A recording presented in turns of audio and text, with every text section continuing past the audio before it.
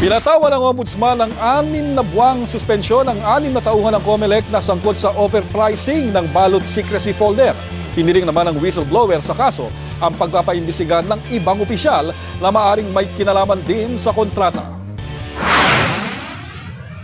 Sa naunang kontratang binigay sa supplier na OTC paper supply bago ang halalan noong Mayo 10, lumabas na 380 pesos kada folder ang babayaran ng COMELEC. Ang kabuuang halaga, halos 700 million pesos. Pinakansela ni Chairman Jose Melo ang kontrata. Binuko kasi ni na Attorney Melchor Magdamo, dating staff ng COMELEC, at Dr. Alwin Serrano ng PPCRV ang kaso ng overpricing. Pero sila na nga ang nagbuko, sila pa ang napag-initan ni Commissioner Nicodemo Ferrer noon. Na nang tumayo si Conferer, dinuduro, liar, liar, liar. Ginaganon si ano. Tapos di inaawat-awat siya, nagsisipa-sipa ng silya. Tapos inaawat siya. Hindi ayaw magpaawat, basta suntungan talaga.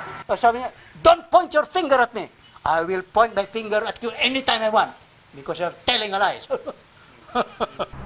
Pero sa bagong desisyon ng Ombudsman, kinampihan ito sina Serrano at pinasuspindi ng 6 na buwan sina COMELEC Executive Director Jose Tolentino, Bids and Awards Committee Chairman Attorney Maria Lea Alarcon at 4 na miyembro ng komite.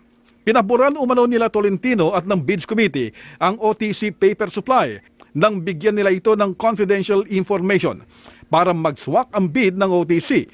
Yung 6 na binigyan ng preventive suspension, talagang kasama talaga sila dapat. Ngayon kung bukod sa 6, meron pa ba? Meron pa dapat. Pero I would leave that to COMELEC and also to Ombudsman. Suportado naman ng COMELEC ang desisyon ng Ombudsman. Bakit namin kukontrahin? Yun ang findings din namin sa aming investigation. Oo. Nirecommend nga natin ang filing ng criminal and administrative charges against them. Yung pala, sa parallel investigation na ginawa ng Ombudsman, ganun din.